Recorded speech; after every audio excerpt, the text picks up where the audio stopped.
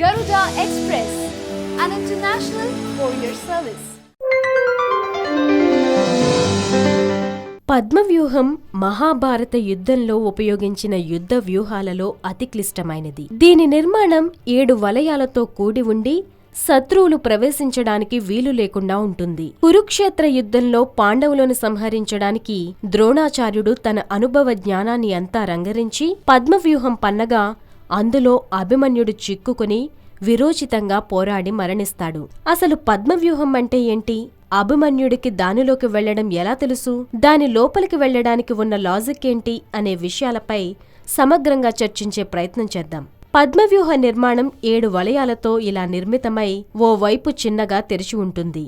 సాధారణంగా ఎవరైనా తెరిచి ఉన్న భాగం నుండి లోపలికి దూసుకెళ్లే ప్రయత్నం చేస్తారు. అలా శత్రువులను సంహరించుకుంటూ వలయాల చుట్టూ తిరుగుతూ కేంద్రం వైపుగా వెళతారు. అలా వెళ్లడం కోసం ఎదురుగా ఉన్న ప్రత్యర్థిని సంహరించి లోపలికి దూసుకెళ్లే ప్రయత్నం చేస్తారు. ఇలా చేయడం వల్ల చనిపోయిన ఆ సైనికుడి స్థానంలో పక్కనే ఉన్న మరో సైనికుడు వచ్చి చేరి ఆ ప్రాంతం నుండి అభిమన్యుడి వెంట రక్షణగా వచ్చే వారిని లోపలికి వెళ్లకుండా అడ్డు నిలుస్తాడు. ఇలా చేయడం వల్ల అభిమన్యుడిని ఒక్కడిగా చేసి లోపలికి ఆహ్వానించి చంపాలనేది ద్రోణాచార్యుడి ప్లాన్. తల్లి గర్భంలోనే పద్మవ్యూహంలోకి వెళ్లడం ఎలాగో నేర్చుకున్న అభిమన్యుడు ద్రోణాచార్యుడు ఆలోచించి వల పన్నినట్టు కాక కొత్త పంతాను ఎన్నుకుంటాడు. దానికోసం ఎదురుగా ఉన్న ప్రత్యర్థిని కాకుండా అతడికి కుడి ఎడమల వైపున్న ఇద్దరిని చంపడం స్టార్ట్ చేశాడు. ఇలా చంపుకుంటూ లోపలికి వెళ్లిపోతున్నాడు. దాని కారణంగా అభిమన్యుడికి రక్షణగా వచ్చే ధర్మరాజు, భీముడు, నకుల సహదేవతలు త్వరగా పద్మవ్యూహం లోపలికి అభిమన్యుడికి తోడుగా వచ్చే అవకాశం ఉంటుంది. ఇలా పథకం ప్రకారం అభిమన్యుడైతే లోపలికి వెళ్లాడు. కాని అతనికి రక్షణగా వస్తారనుకున్న ధర్మరాజు, భీముడు, నకుల సహదేవతలు లోపలికి రాలేకపోయారు.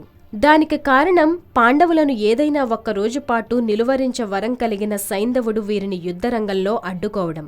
ఇలా పద్మవ్యూహంలోకి ప్రవేశించిన అభిమన్యునికి పాండవుల సహాయం అందలేదు. అయినా విరోచితంగా పోరాడి లక్ష్మణ కుమారుణ్ణి చంపి కౌరవుల వ్యూహానికి హతుడైపోతాడు.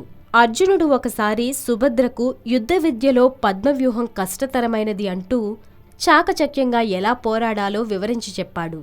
అప్పుడు సుభద్ర కడుపులో ఉన్న అభిమన్యుడు ఆ విద్యను అర్థం చేసుకున్నాడు.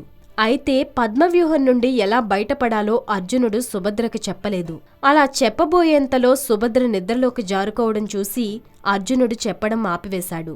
అభిమన్యుడు యుద్ధంలో చాకచక్యంగా పద్మవ్యూహం ఛేదించుకుంటూ లోనికి వెళ్లి విరోచితంగా పోరాడాడు. కాని ఆ వ్యూహం నుండి బయటపడలేక ప్రాణాలు కోల్పోయాడు.